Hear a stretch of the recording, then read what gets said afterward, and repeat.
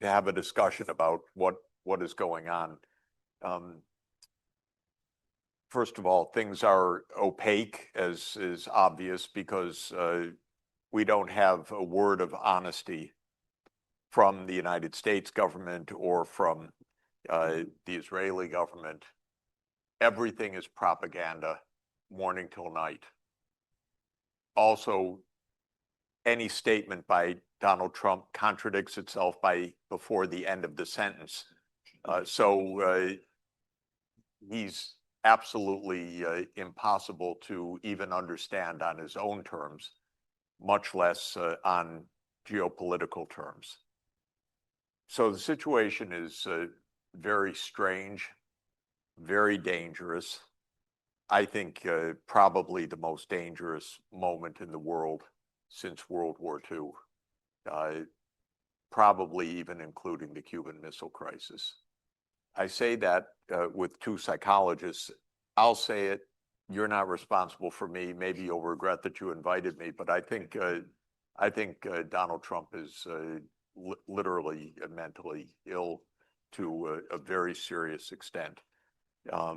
He is, from a personality point of view, a malignant narcissist, I think is the right definition, or if you want a more classical diagnosis, dark triad personality, which means that he is personally narcissistic.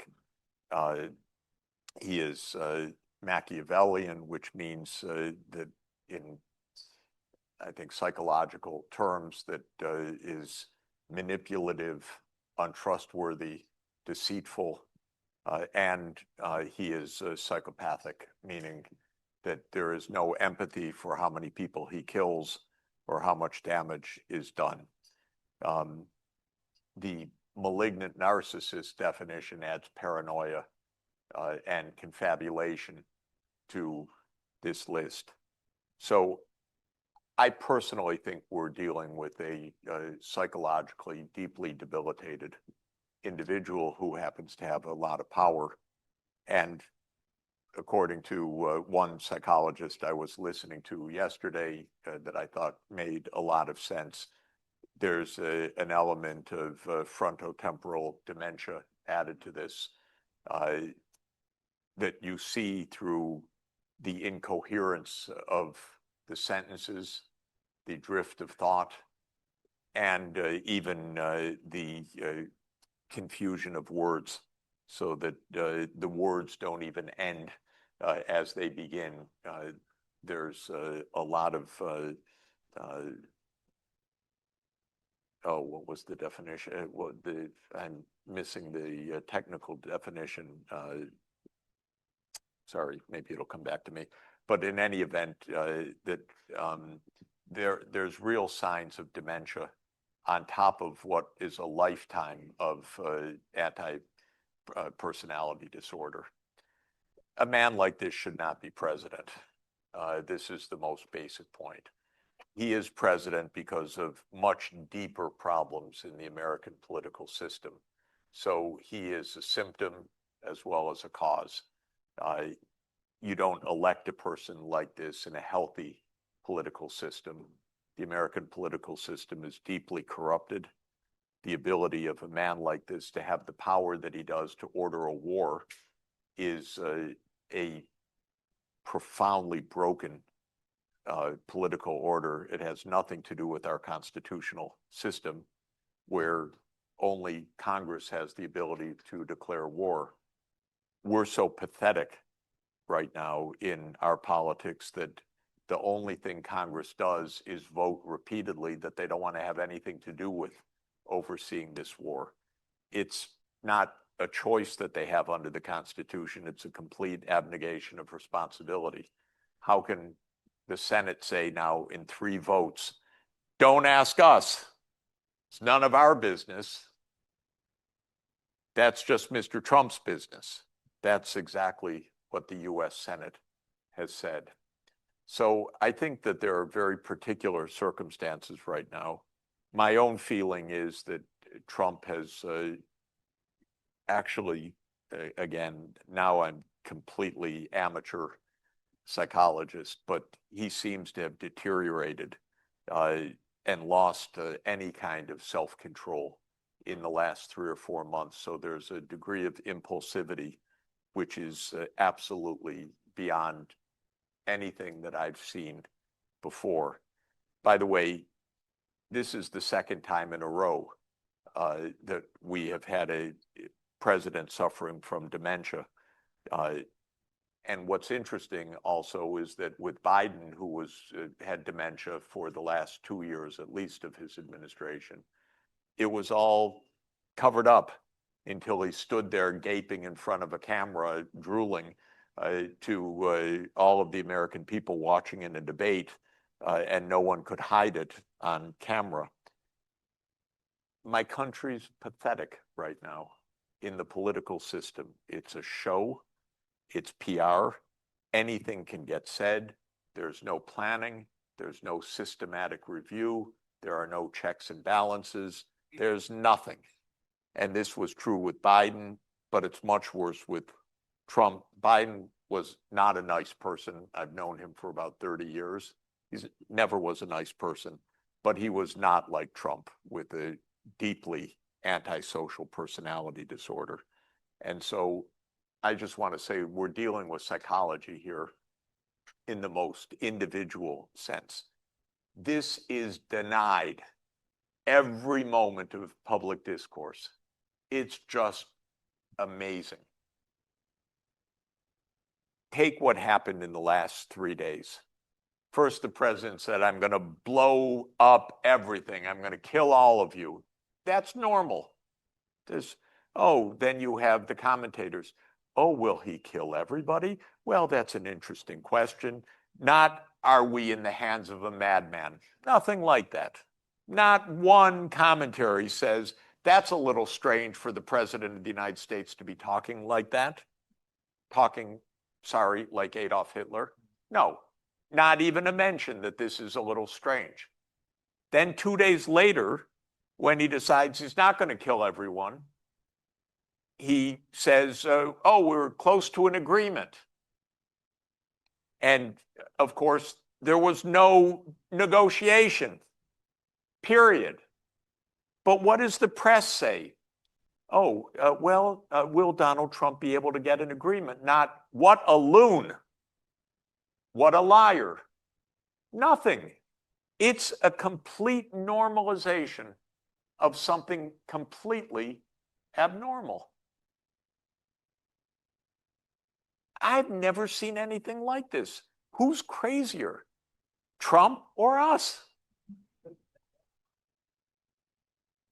How can we not be grown-ups and say, that man's a loon? Get him out of there before he kills us all. Nobody says this. Sorry, this is not a partisan statement. I've hated all our recent presidents because they don't make us safe. They don't tell the truth. But this is something absolutely different, what's happening right now. And it's all normalized. And the New York Times story today, all I do these days is write irate letters to the reporters whom I've known for decades, and they don't write back because they don't have the dignity to get into a serious discussion on anything.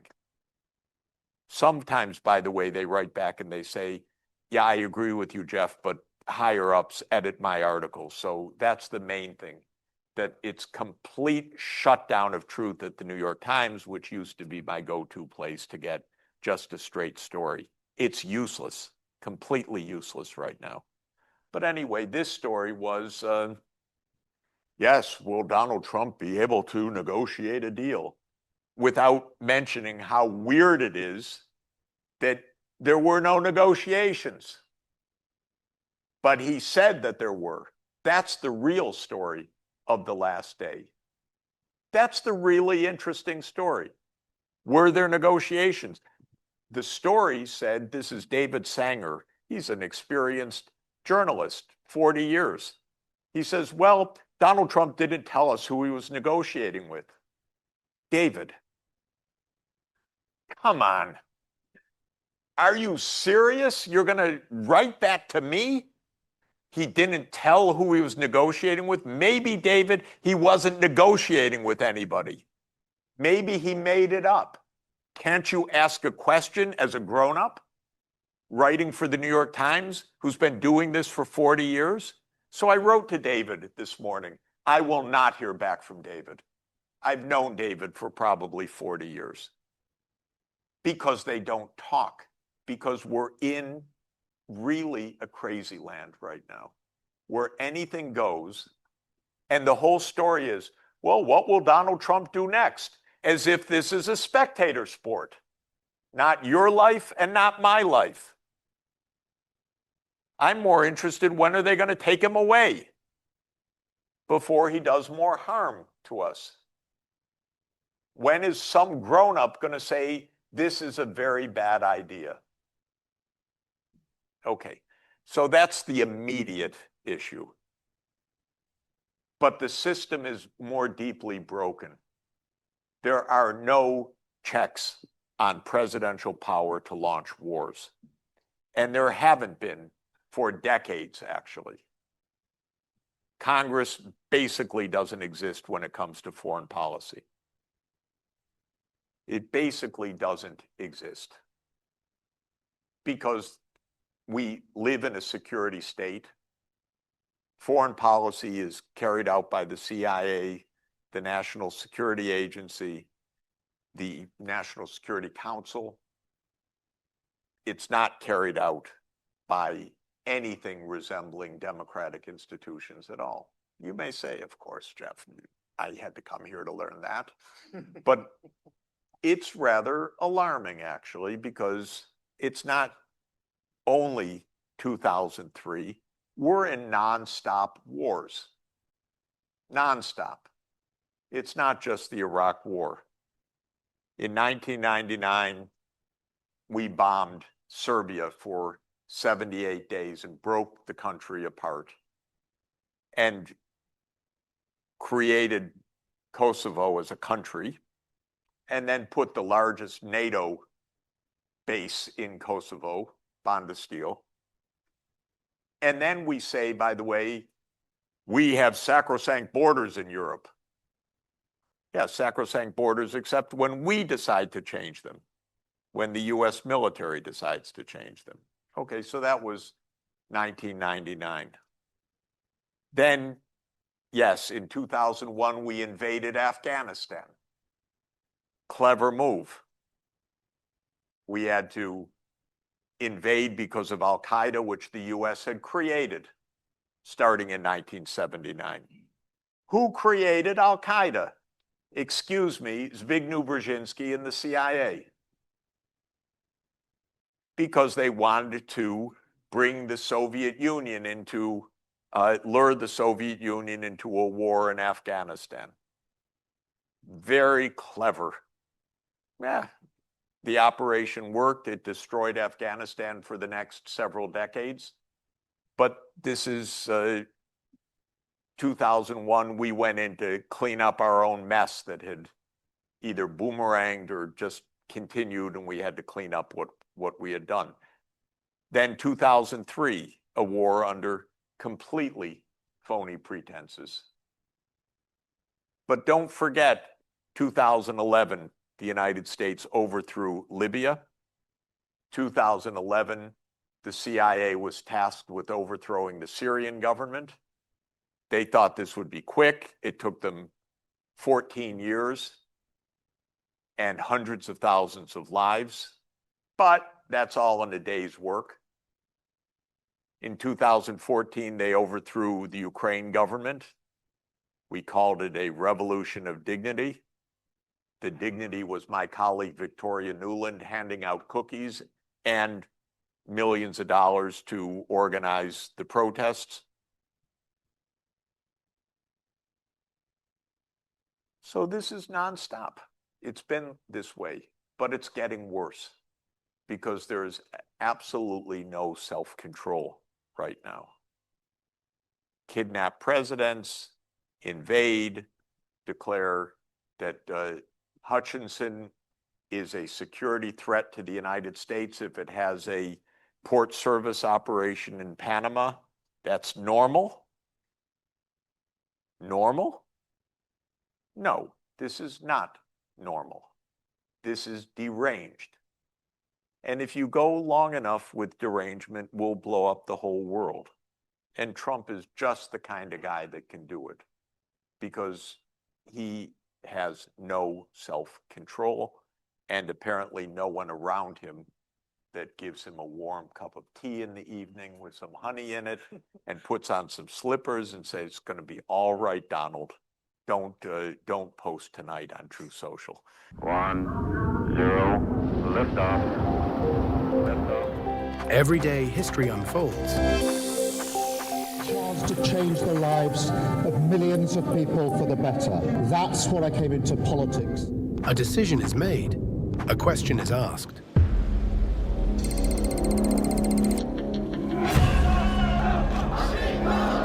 A protest begins. A missile is launched. A treaty is signed. Change the political structures in this country for a long time to come. It is deeply humbling. A vote is counted. The world changes. We will have to raise our voices. We oppose violence. Hate, it is not a solution. We demand accountability from the government. Are we ready? But before the headlines, before the debates, before the opinions, there is the moment itself. The words that were spoken. By 2008, we knew that Epstein was a convicted sexual abuser. How was that not a deal breaker for the president? If you, Congresswoman, asked Bill Clinton that.